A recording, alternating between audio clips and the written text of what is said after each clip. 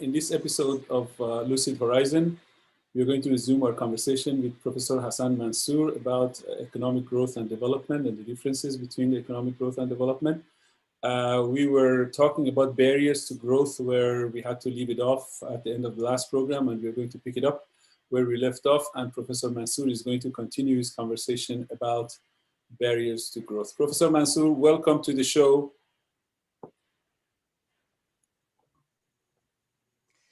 Thank you very much indeed, Professor Kangarloo. It's always a pleasure to be with you. Thank you very much for accepting our invitation.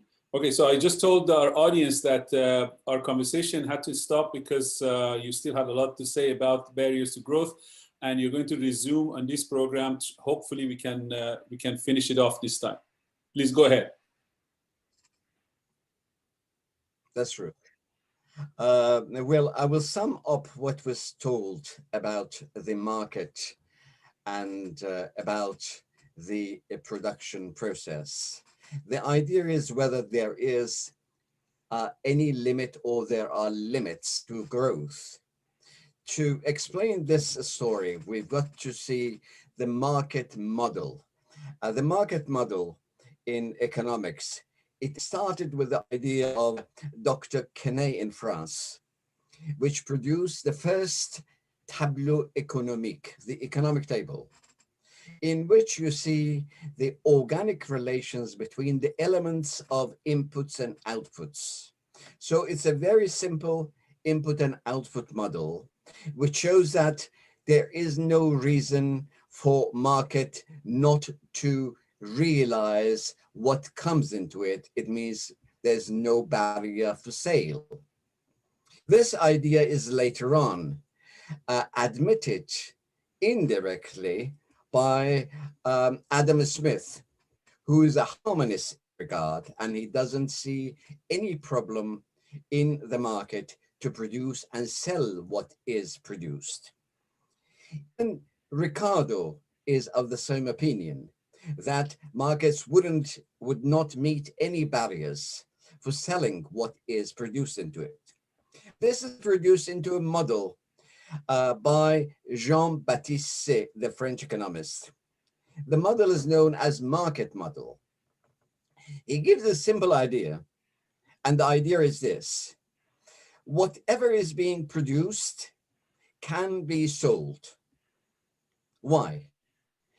The reasons are, once we produce whatever commodity, we already inject its purchase power into the market system.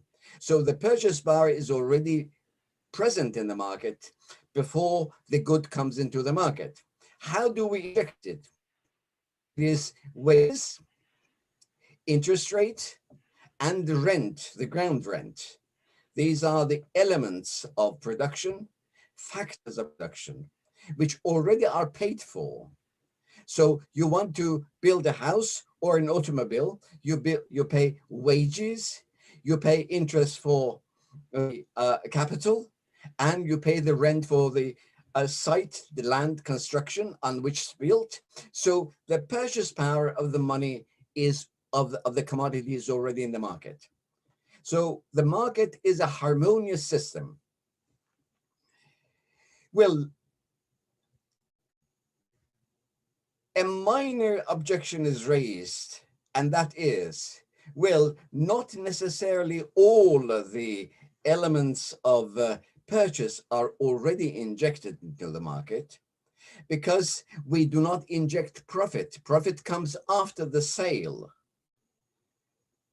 But profit is a part of the interest, and of course, another part of it is the part which covers the risk of the measure.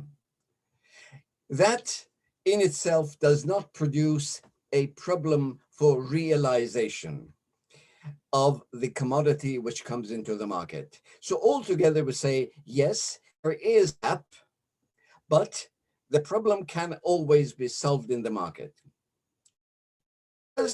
A person who is presented as a problem was Karl Marx. Karl Marx, in his volume 2 of Capital, presented his model of reproduction, which has been a bone of contention for a long time among economists. He argued that, well, the market process is a process of valorization. It means physically, the elements, the factors are converted. In the meantime, the value is converted. So we buy labor, we buy capital and land, we produce commodities. So even the value changes its form, physical form. Here comes the question of proportionality. Are they proportional? Can we really realize what has been produced in the market? I will get to the idea of Marx, what he meant by it, but this has caused a big controversy at the end of 19th century and the beginning of 20th century for about 50 years among different schools of economics who've discussed these models, interpreted and sometimes misinterpreted the complex language of Marx in that volume of Capital. But anyway, now let me put this story in a nutshell. There are a group of economists who believed that market is a harmonious system and whatever is produced, it can be, there is no barrier for that because the purchase power is already injected. However, there's another objection which was raised by another French socialist economist whose name was Sismondi. Sismondi believes that no, there is a serious barrier to it. It cannot be realized because in the case of growth, it means that we are injecting 100, say, units of value, $100, and we are getting 110 once we sell it. So for this extra, there is no purchase power injected into the market. This implies that the commodities produced and we are attempting selling it in the market will not be able to sell. It will not be realized. So if you imagine the graphs which I tried to show round 1, round 2, round 3 of production, round 2 being larger than round 1, round 3 being larger than round 2, and so on and so forth, which shows the growth. The question is, when you have the growth, the equivalent of that growth is not present in the market. So the goods which come into the market cannot be sold. This led to an idea of breakdown of the market. This means markets are not harmonious. The people who adhere to this idea, apart from Sismondi himself, was the famous work of Rosa Luxemburg, The Accumulation of Capital. She produced a mathematical, arithmetical model of breakdown, and she showed that, no, this extra growth cannot be realized in the market, so the market is necessarily going to break down. This has political implication, ideological implications. So a group of the socialists thought that capitalist system is not self-sustaining system, it is going to break down. Among these groups, an important group was Russian Narodniks, young socialists it was the same time as Lenin, because Lenin has some adversary to that group. They believe that capitalist system is going to break down. So this idea of breakdown was shared by many. But then the question was, if it's going to break down, every round of production and sale takes about 1 year, 2 years, 3 years, 5 years, depending on what we produce. So in the case of food, which is every 2 or 3 months, is produced, consumed, and reproduced. In the of, say, construction, it is produced every 10 years, 20 years, it's being reproduced. Why doesn't that break down? It is being repeated. But then they had a justification for it. They said, in order to be able to pay for the growth, every expanding round the production, we need an extra source. And this extra source was called pre-capitalist mode of production, a pre-capitalist backyard. So a group of economists believe that we need a pre-capitalist backyard in order to finance the growth of the market. Otherwise, the market will not continue to grow. It will stop and break down. The idea was spread so vast all over the world that not only it was Russia, Europe, but even in Latin America. In Latin America in our 20th century, Raoul Prof, an economist, he expressed the idea that in order for each round of growing capitalist economy to sustain itself, we need a non-capitalist sector to contribute to it. Even the Swedish Gunnar Myrdal contributed to this idea.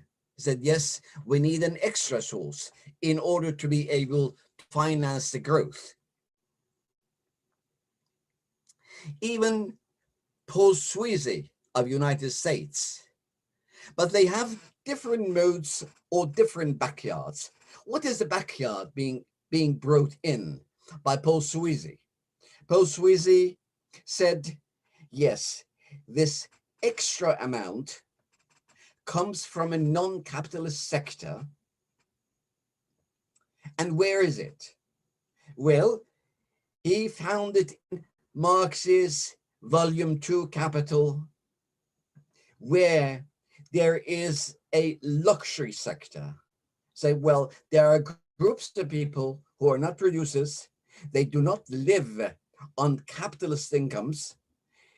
They can consume the extra which is being produced, and they have different sorts of incomes themselves. So that income can cover this extra. So even Marx itself, I mean, Marx himself has kind of produced a confusing picture of the story. For the armament sector is a sector which is big, colossal. It's been produced, but it does not need to be consumed because the consumption of armaments is destruction. So it is created and destroyed. So this extra amount of money to be injected comes from somewhere which is not within the same cycle of production. One of the important ideas which became heavyweight in the world of politics was Zedong of China. He developed this idea of backyard into a different form. He believed that this non-capitalist backyard is a mode of production which is pre-capitalist.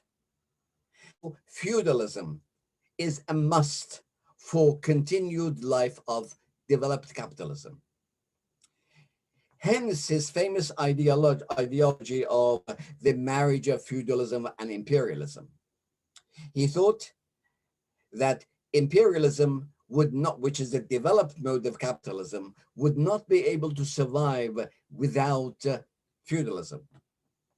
If this is the case, then the imperialist power in the world will try to impede the development of feudalist lands into capitalism.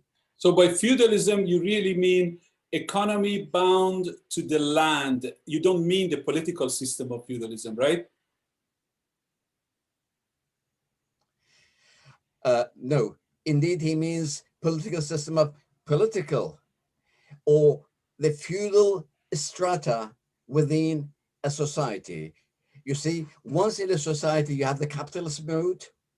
Normally, capitalist mode is developed in the development poles within the large cities and metropoles. Meantime, you need the land reform to bring the feudal part of the society into the market, which is a process and takes time. What Mao says is that, well, the existence of a non-capitalist mode is always necessary. So not all the feudalist strata are going to be integrated into the market model. It's going to remain.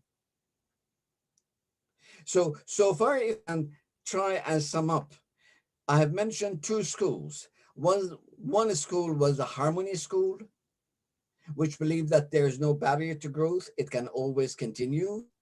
The second one was those who believe that no, a backyard is necessary, in the absence of which the system of market is going to break down. And of course, this played into the hands of revolutionary forces, say Narodniks and Rosa Luxemburg, who became guerrilla warfare people.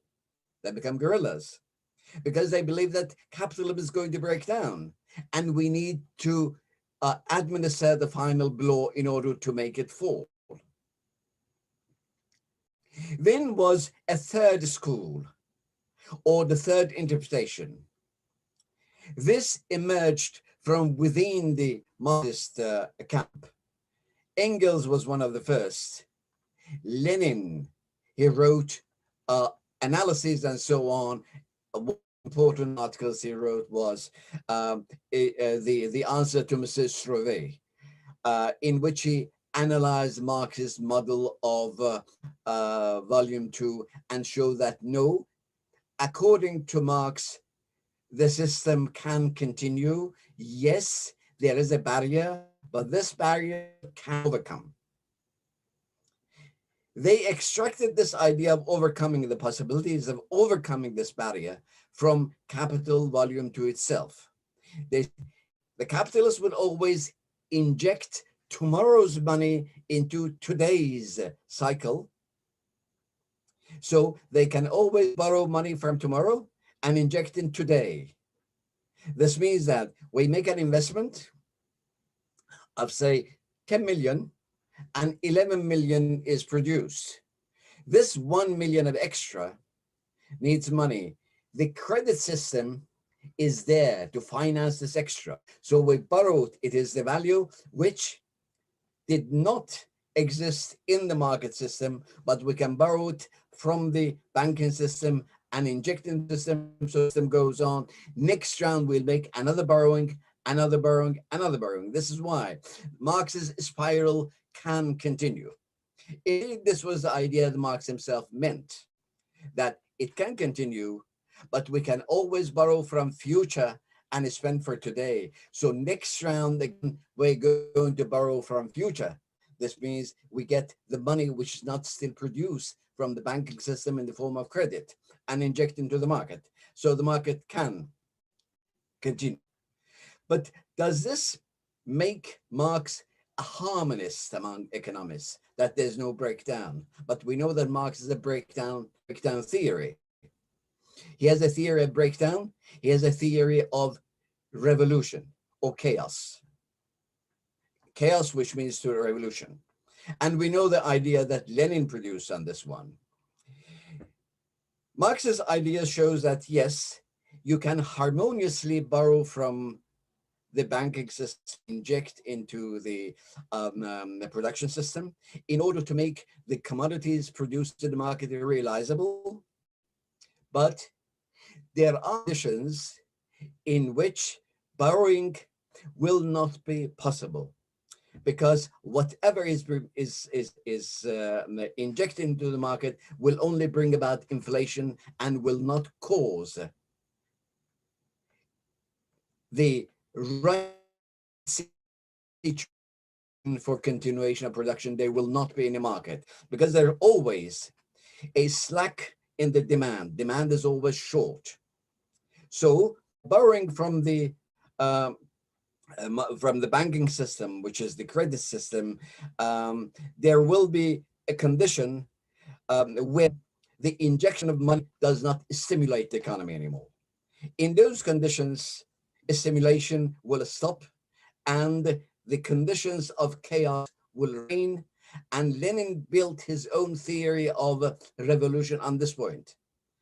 This is why he believed that, yes, capitalist system will not break down, but it will get entangled into chaotic situations. In those chaotic situations, revolutionary party must step in and administer the final blow. Here comes this theory of revolution. Now, I think we have now clarified that there are three schools. The first school believes in the harmony of the market, that there is no barrier to the growth. The second, which starts with Sismondi, they argue that there is always a barrier, and at every round, it's a difficulty as what we have produced. And the third school is, yes, there are barriers, but it can always be overcome. But after many rounds of production, there will be a condition in which stimulation is impossible. Then the chaos will reign, and that is the point of breakdown. In the absence of a revolutionary party, the system will not break down. So the revolutionary party is an extra element which Lenin brings in, and he builds his own theory of revolution.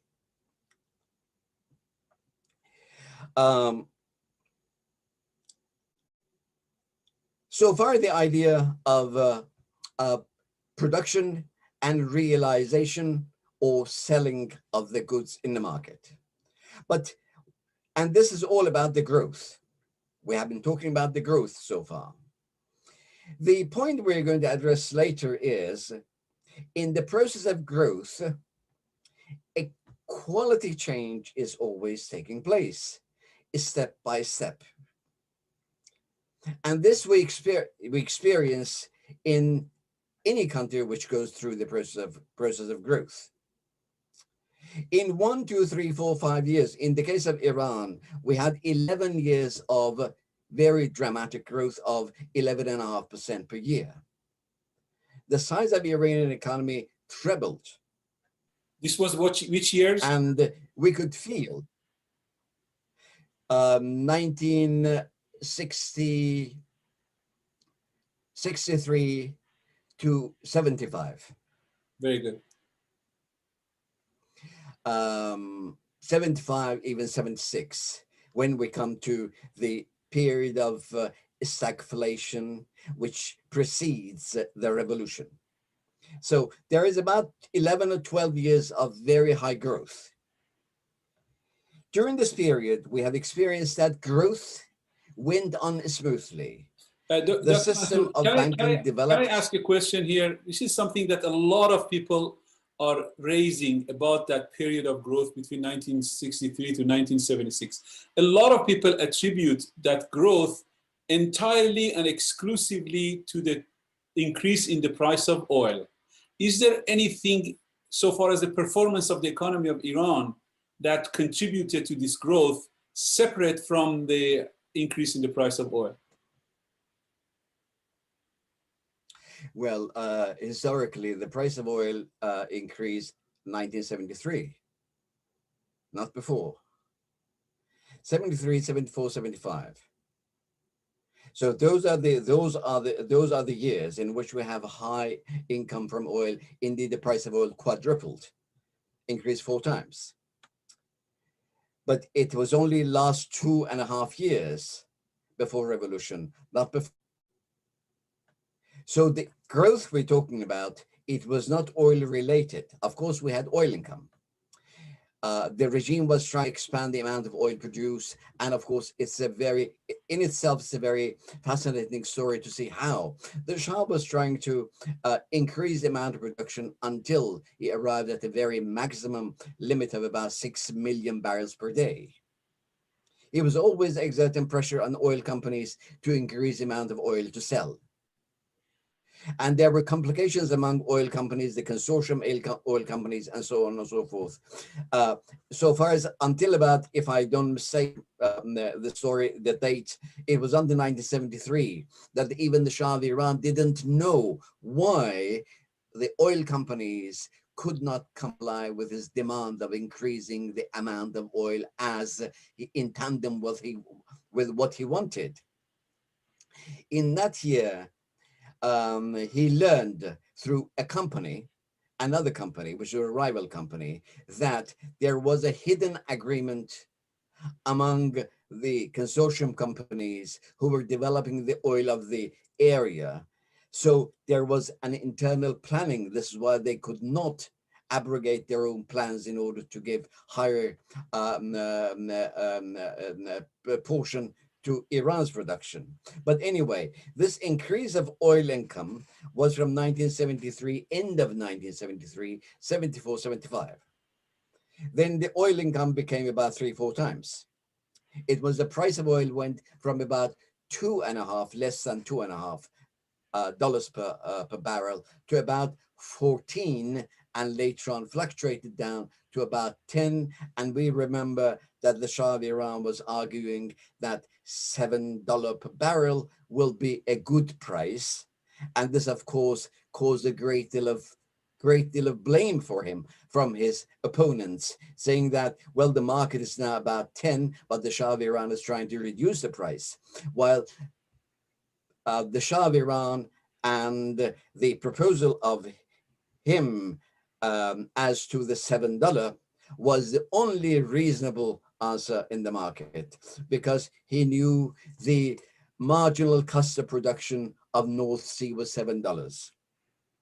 And this is a golden economic rule, that the price is always, after competition, boils down to the marginal price of production, the price or the cost of the marginal producer.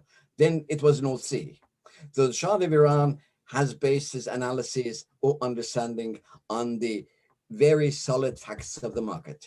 Anyway, to get from here, before that, no, the growth was, the growth in Iran did not depend on increased oil income, but on increased production of oil and accommodation of the market, which allowed Iran to produce more and more oil and to bring it in market. And of course, even contributions from the West for Iranian finances, great deal of foreign investment in Iran. And of course, the reforms which were performed during those 10 years, land reform and so on and so forth, which were called the 6 pillars of revolution, later on became 9, 10, 11, 12 pillars of revolution. And all this, it brought about a big structural change in the market, and the growth was built on that increased production. During that period, the GDP of Iran increased about 3-folds. And the income, that is income per capita, it increased by about three times and a bit more, 3 times. But this is the story of growth in which we find elements which led to revolution later on. I have mentioned that in our study of the industrial site of Karaj around Tehran, we found their problems, and of course the support they received from different organizations in order to run the production. And of course, in a matter of 10 years, great many industries were produced around, and Iran gradually became one of the very considerable forces in the market within Iran, and later on it started exporting its industrial products even to other countries. But our studies show that the process of growth was kind of smooth and harmonious. It took about 4 or 5 years, and in some areas even less, for the workforce, engineers, technicians, to cope with the requirements of technique. The management system was improved. We got even managerial schools in Iran and the techniques of management were learned and absorbed by all these new organizations. But another element grew, and that was the dissatisfaction or disillusionment with this growth, which led to changes beside the economic and technical area. What was that? It required the development changes the quality of workforce, quality of education, for which you get different schools, new schools, and so on and so forth. But in the meantime, the changes in law, which demanded equality, first to protect the workers, but equality of genders, men and women. Here again, here is the first elements of resistance. There are institutions within the society which react to it, and they say, no, this is not going to be absorbable. We are not going to accept that. So the change in the structure of family, it means the creation of new family sorts, which are the nucleus family, husband and wife and children. Expanded family is being put aside or is being kept in the small towns and countryside. In Tehran, great many people will find employment either from small cities or from countryside. They all get their wives and children, and the nucleus family grows. Nucleus family demands its own style of life. So they get each a car, a pecan, and they have their own style of life, which means that they have a life inside home and a life outside, cafeterias, cafes, nightlife, and so on. It develops. All this development requires a change in traditions, a change in religious traditions. Here comes the main barrier, and it builds up. So during the last 2-3 years, gradually we feel, not even 3 years, maybe 4 or 5 years, creation of new religious establishments like Irshad, Hosseini Irshad in Tehran, in which the so-called modernist Muslims, they start preaching, but they are against freedom of women, equality of women. They propagate the Islamic tenets and teachings, and they grow bigger and bigger and bigger. The reaction of other institutions like Bazaar in Iran, the reaction of Bazaar, even if they were benefiting from the development and the growth, in the meantime, they were the main source of income of Ayatollahs, because they had the same values, many of them had the same values as the mullahs had. And this is why they could finance them and their activities and their publications. In this regard also, the regime itself had some miscalculations, because the regime itself believed that, well, they could use the force of the tradition against the opposition, which was mostly leftist. So they also tolerated the growth of these institutions, like the Reaction Bazaar, reactionary clergy, tens of thousands of new mosques, and religious teachings. Annually, you could see that even in the central streets of Tehran, you could see women bearing veils and coming into the street with veils. And this became a sign of revolutionary objection to dictatorship. Then you had the organization like Mujahideen, who could appear in University of Tehran with the chadors and veils. So is it correct? Here we can see. Is it correct? Is it correct to say that, you know, here you're comparing economic growth and economic development, and you beautifully laid down the factors contributing to the economic growth in Iran during 1963 to 1979. And then you summarize the economic development part of the society. And now you're saying that the revolution actually happened not as a backlash to economic growth, but as a reaction to economic development. Is that correct? Oh, that's right. That's right. That's right. I'll mention barriers which also accompanies growth.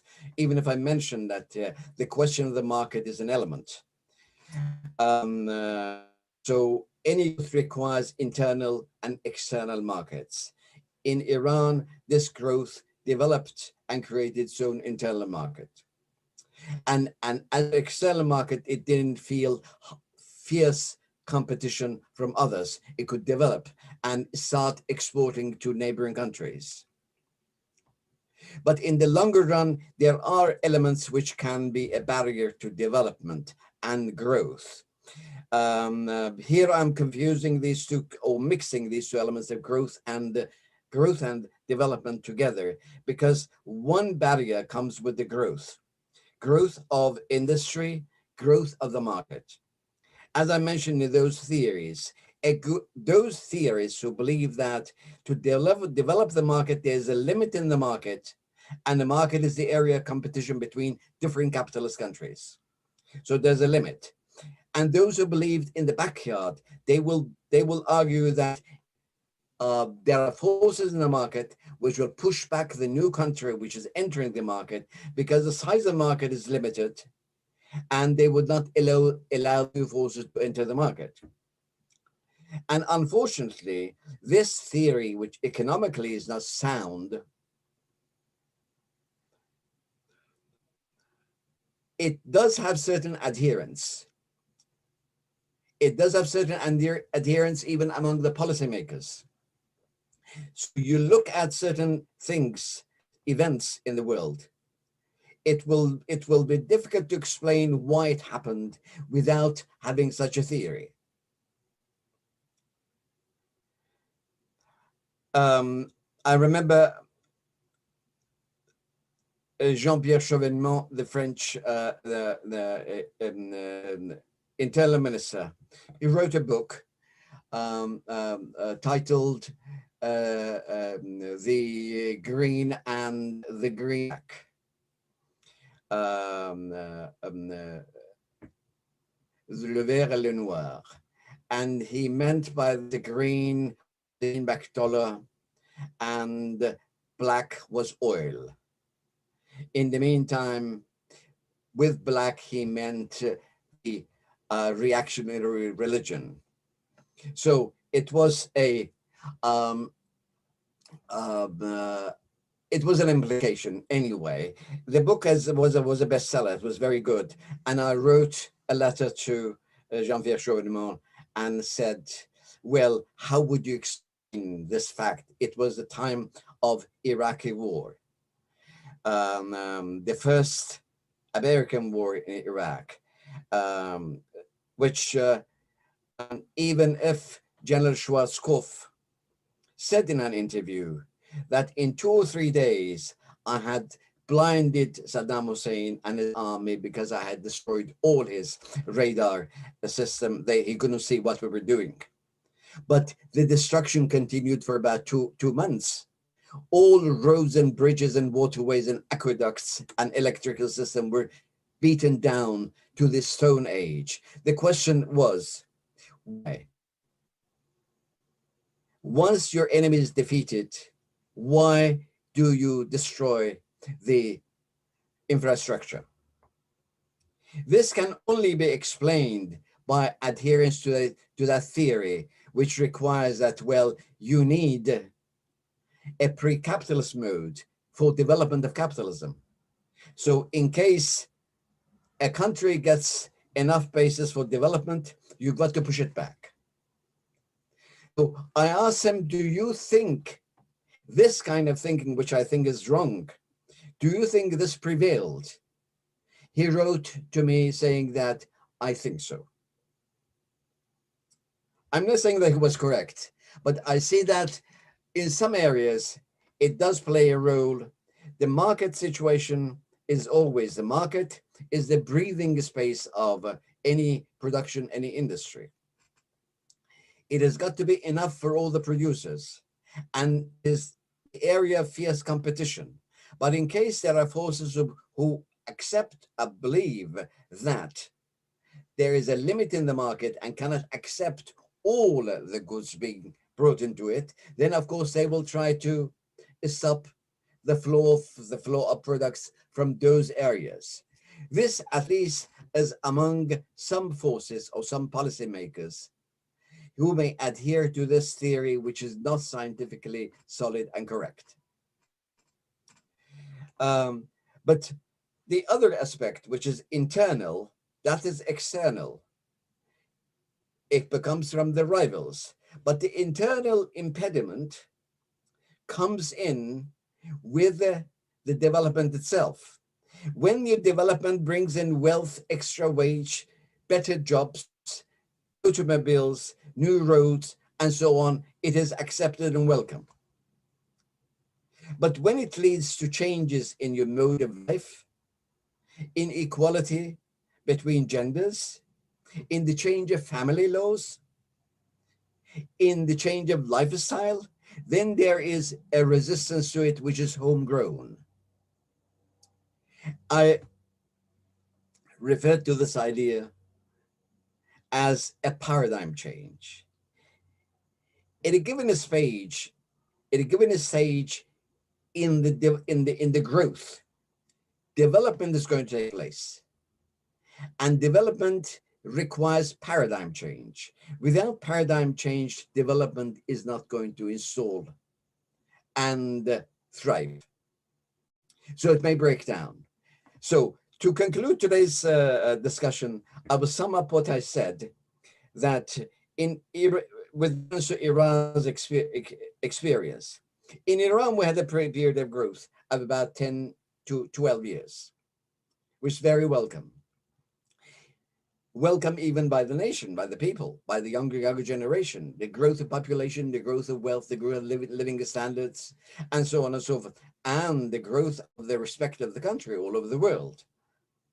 So this can be analyzed, and the elements which contributed to this growth can be analyzed.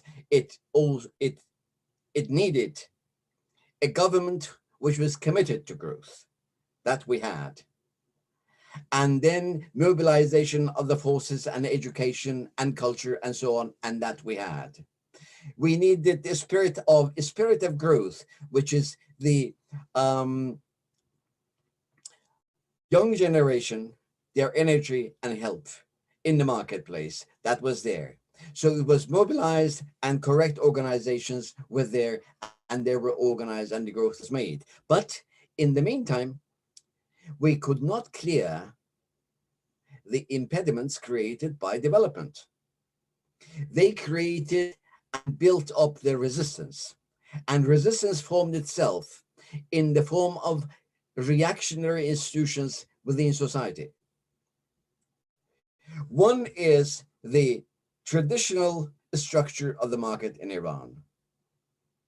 It has always played a dual role, a role for progress sometimes, but a role for reaction great many times. So you take any example, in a period of about 1 year, they have supported Mossadegh during the period of nationalization, but later on they have turned back their back. Once they realized that the oil income is not coming in, is not flowing in, they turned their back to Mossadegh and they sided with Kashani and the clergy. So one reactionary institution was the bazaar, the family structure, the traditional countryside, and traditional layers of society in the towns, led by clergy. They could lead to the backlash of revolution and Iranian development was really castigated, and it stopped there. So I think I can sum up and stop our today's discussion here. Next time we may address the question of the requirements of growth and development for Iran. What should be and what kind of lessons could we learn from our experience in order to make development possible in Iran? Because without development, growth cannot continue. As a final point, to mention this, that our development in the history of about 110 years, it has always been curtailed and frustrated. Iranian constitutionalist revolution failed in realizing development for Iran. The rule of Reza Shah, a dictatorial, benevolent dictator working for growth. It worked for about 16, 17 years, but it was due to the combination of internal and external factors, it also failed. Then we have a period of about 10 years of the new Shah, the Mohammad Reza Shah, during which there was no question of growth and development, and the country was in chaos until the nationalization of oil. But after that, the coup and the establishment of a new kind of dictatorial regime, we had the development. The start of development, which was the growth, and later on we came to the hurdles of growth, which was the impediments to development, and the system collapsed again. So after that, we have the new force in the country, which is the new Islamic government. Islamic government had the advantage that the previous governments didn't have. Mass mobilization. It had the masses with them. But could they achieve growth? No. Development, it was not even that. Development was not in the agenda of the new regime, but growth was, because they wanted more money, more wealth. What has happened? During the 40 years, the income per capita of any Iranian has gone down to 57%. It means from every $100, any Iranian has lost $43. They get less today. Even in growth, it has failed. The question is, why do we fail? If a nation fails 4 times,